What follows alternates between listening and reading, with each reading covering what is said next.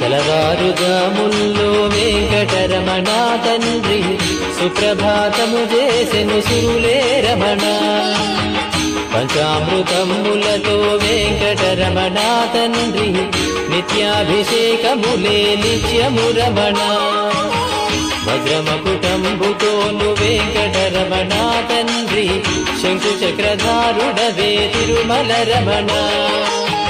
మూడు నామాలతోను వెంకటరమణ తండ్రి ముల్లోకములు ఏడడి మూర్తి విరమణ.